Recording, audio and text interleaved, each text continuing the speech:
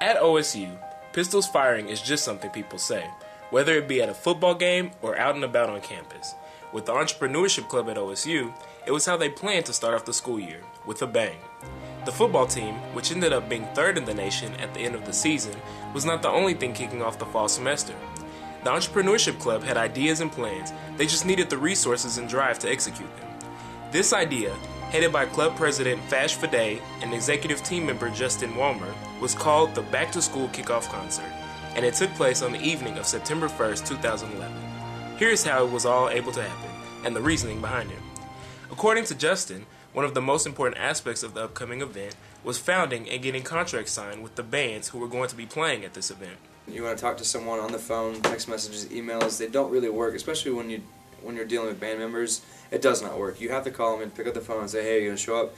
Then you have to meet with them. You need to make sure you have a contract that says, hey, I'm going to show up at this time. This is what we negotiated on, and this is the contract. This is what it says. You'll be here at this time. Every event needs funding, and the Entrepreneurship Club had several ideas about how to fund the kickoff concert. Using their award-winning partnership model of fundraising, the club set out to find sponsors willing to enter into partnership deals for the concert. And we targeted sponsors that had something that we thought would add value to the concert.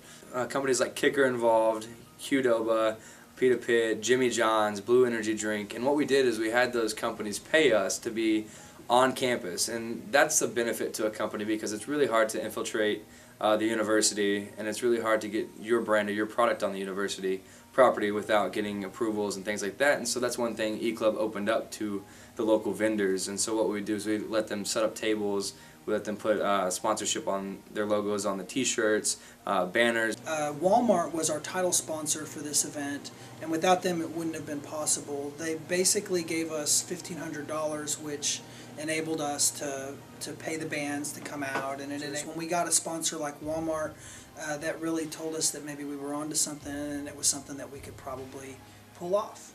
In addition to just monetary deals, the OSU E-Club landed a deal with Kicker to supply all of the audio equipment for the concert. When thinking about marketing for the concert, Justin had some ideas. He wanted to try and make the advertising unique and different, but at the same time, he figured traditional radio advertising for an event like this one would do them some good. We got on air in the morning shows and talked about what we were doing. Project 2011 is my company. We got the bands involved, but the radio station was really about promoting the school, the university, the Entrepreneurship Club. So they were really on board. So make sure to go talk to those media outlets.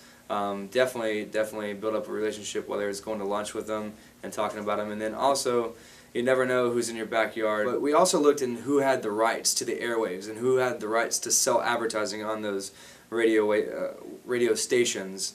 And you can really find out who has it because the radio stations more than likely are owned by someone and they own the rights. So their company, whatever company they set up, they are the ones who sell the radio advertisement. Well, there's a guy in town who owns the right to a radio station, and all it is a rebroadcast from a larger station in Tulsa, which is a local city.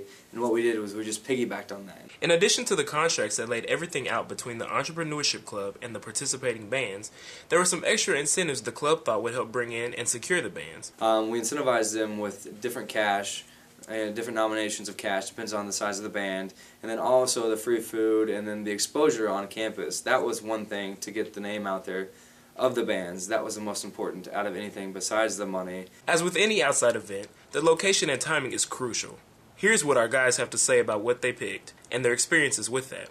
One thing that was very helpful was the location that we had.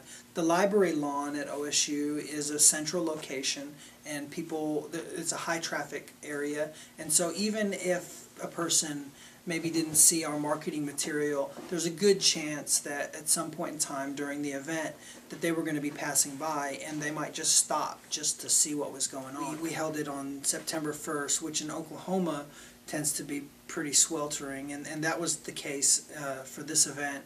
It was 114 degrees that day, and although we had a lot of people that came out, it seemed like for the most part they were coming out, they were looking and seeing what we had, they would stop and listen for a few minutes, and then they would leave because it was just too hot.